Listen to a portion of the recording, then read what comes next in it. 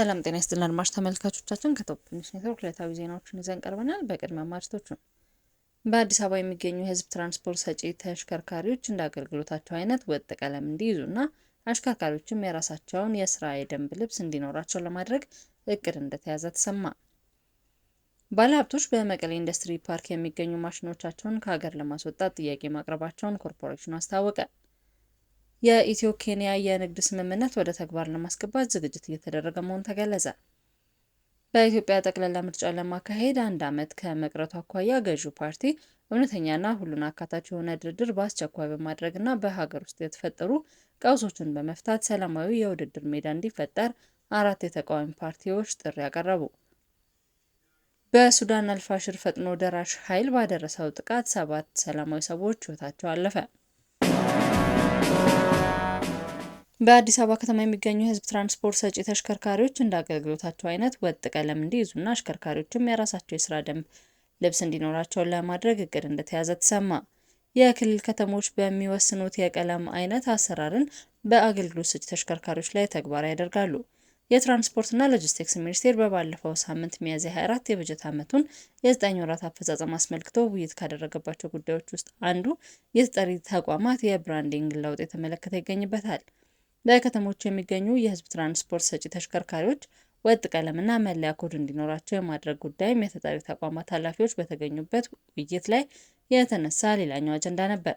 የትራንስፖርት አገልግሎት የተቀናጁ፣ ቀልጣፋና ተደራሽ መሆናቸውን የማረጋገጥ ኃላፊነት በአዋጅ የተጣለበት የትራንስፖርትና ሎጂስቲክስ ሚኒስቴር የመስሪያ ቤቱን ኃላፊነት የሚወክል አዲስ አርማ እንዲዘጋጅ በውይይቱ ላይ ተገልጿል። በአዲስ መልክ የተዘጋጀው የተቋሙ መለያ በቅርቡ ይፋ እንደሚደረግ የትራንስፖርትና ሎጂስቲክስ ሚኒስቴሩ አለሙ ስሜ ተናግረዋል።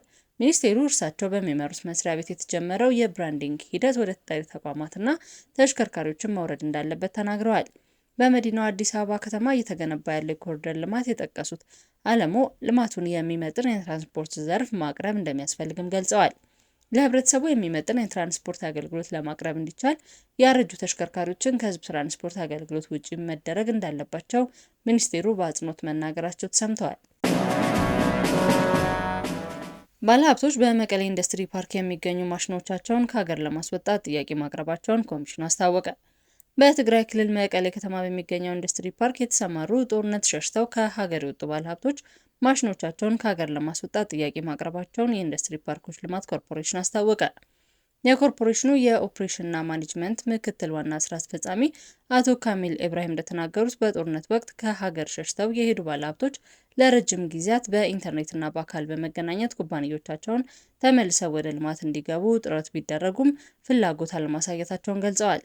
በአጠቃላይ ሀገራዊ ምርት የተመዘገቡ ማሽኖች ወደ ሌላ ሀገር ከሚወስዱ በሀገር ውስጥ ወደ ሌላ አካባቢ በማዘዋወር ለማሰራት ጥያቄ አቅርበን እየጠበቅን ነው ሲሉ የኮርፖሬሽኑ የኦፕሬሽንና ማኔጅመንት ምክትል ዋና ስራ አስፈጻሚ አቶ ካሚል ኢብራሂም ተናግረዋል። ወይዘሮ ሶስና ጌታሁን የተባሉ የቋሚ ኮሚቴው አባል በበኩላቸው መቀሌ የነበሩ ኢንቨስተሮች እዚያው መቆየት ካልፈለጉ ወደ ሌሎች አካባቢዎች ለማዘዋወር የቀረበውን ጥያቄ ተችተዋል። ኢንቨስተሮቹ ቦሌ ለሚ ወይም አዳማ እንዲያለሙ ለማድረግ እየተሰራ ነው የሚለው ምላሽም ተገቢ አይደለም በማለት ሀሳባቸውን ጠቁመዋል። የኢትዮ ኬንያ የንግድ ስምምነት ወደ ተግባር ለማስገባት ዝግጅት እየተደረገ መሆኑ ተገለጸ። የኢትዮጵያና ኬንያ ባለፈው ወር የተፈራረሙትን የንግድ ስምምነት ወደ ተግባር ለማስገባት ዝግጅት እየተደረገ መሆኑን የንግድና ቀጠናዊ ትስስር ሚኒስቴር ገለጸ። ስምምነቱ በድንበር አካባቢ የሚገኙ ዜጎች ከመሀል ሀገር በቀላሉ ማግኘት የማይችሏቸውን ምርቶች በጠረፍ ንግድ እንዲያገኙ ለማስቻል ያለመ መሆኑን የንግድና ቀጠናዊ ትስስር ሚኒስቴር የኮሚኒኬሽን ጉዳዮች ዳይሬክተር ወንድሙ ፍላቴ ተናግረዋል። በስምምነቱ መሰረት የጠረፍ ንግዱ ከኢትዮጵያ ድንበር በ50 ኪሎ ሜትር እንዲሁም ከኬንያ ድንበር በ100 ኪሎ ሜትር ርቀት ውስጥ ያሉ አካባቢዎችን ይሸፍናል። በጠረፍ አካባቢዎች ንግዱ የሚቀርቡበት ምርቶች በተመለከተ ከቁም እንስሳትና ከእንስሳት ተዋጽኦ፣ አትክልትና ፍራፍሬ፣ አዝርዕት፣ የምግብ ዘይት፣ መጠጦች፣ ቆዳና የቆዳ ውጤቶች፣ አልባሳትና ጫማዎች፣ የቤት መገልገያዎችና የመዋቢያ ቁሶች ውጪ ሌሎች ምርቶችን መገበያየት እንደማይቻል ዳይሬክተሩ ተናግረዋል።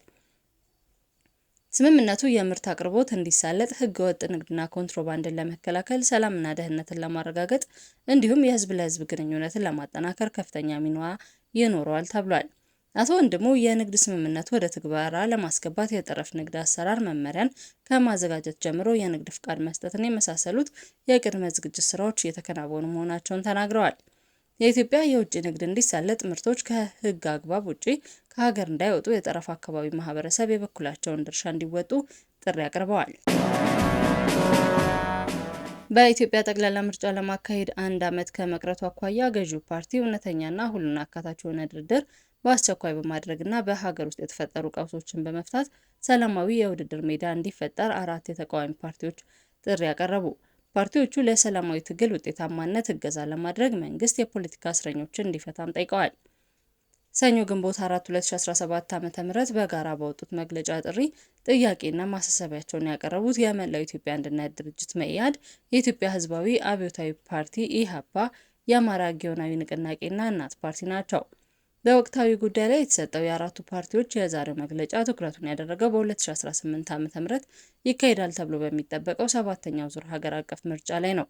የኢትዮጵያ ሀገራችን አሁን ካለችበት የጦርነት አዙሪት ለመውጣትና የህዝብ ጭቆናና አፈና፣ ሰቆቃና እልቂትን ለማስቆም የሚቻለው ከማጭበርበር የጸዳ ነጻ፣ ፍትሐዊና ተአማኒ ምርጫ በማካሄድ ብቻ መሆኑን እኛ በሰላማዊ መንገድ የምንታገል የትብብር ፓርቲዎች በጽኑ እናምናለን ሲሉ ፓርቲዎቹ በመግለጫቸው ላይ አስፍረዋል።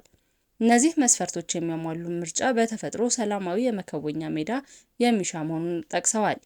ከምርጫ ጋር በቀጥታም ይሁን በተዘዋዋሪ ግንኙነት ያላቸው ጉዳዮች ከዕለት ወደ ዕለት መሻሻል ማሳየት ይገባቸው እንደነበር የጠቆሙት ፓርቲዎቹ፣ ሆኖም ግን በአሁኑ ወቅት በኢትዮጵያ የሚታዩ እውነቶች ከዚህ የተቃረኑ መሆናቸውን አመላክተዋል።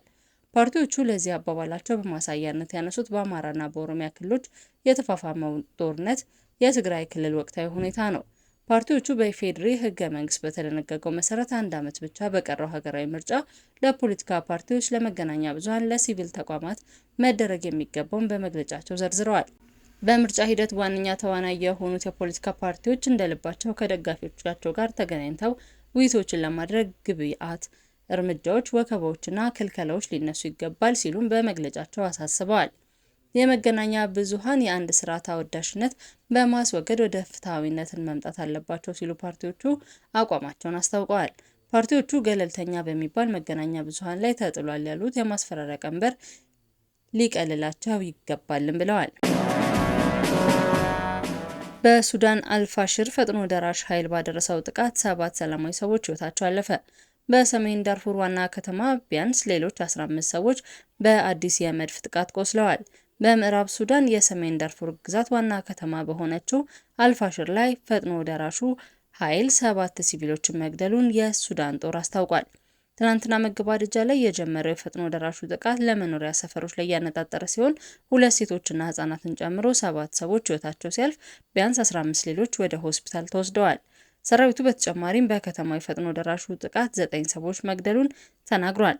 ለአምስቱ የዳርፉር ግዛቶች ቁልፍ የሰብአዊነት ማዕከል በሆነችው ከተማ ውስጥ ስላለው ሁከት ዓለም አቀፍ ማስጠንቀቂያ ቢሰጥም አልፋሽር ከግንቦት 2024 ጀምሮ በሱዳን ጦርና ፈጥኖ ደራሽ ኃይሉ መካከል ከፍተኛ ጦርነት እየተካሄደባት ይገኛል። የተባበሩት መንግስታትና የሀገር ውስጥ አሃዛዊ መረጃዎች እንደሚያመላክቱት ከ20 ሺህ በላይ ሰዎች ተገድለዋል፣ 15 ሚሊዮን ደግሞ ተፈናቅለዋል። በአሜሪካ መሰረታቸውን ያደረጉ ተመራማሪዎች ደግሞ የሟቾች ቁጥር እስከ 130 ሺህ ይደርሳል ብለው ይገምታሉ። የሱዳን ጦር ስላቀረበው ወቀሳ ፈጥኖ ደራሽ ኃይሉ እስካሁን ምንም ምላሽ አልሰጠም ሲል አናዶል ዘግቧል። አድማጭ ተመልካቾቻችን ከቶፕ ኒውስ ኔትወርክ ለዕለቱ ያዝናቸው ዜናዎች እነዚህ ነበሩ። መልካም ቆይታ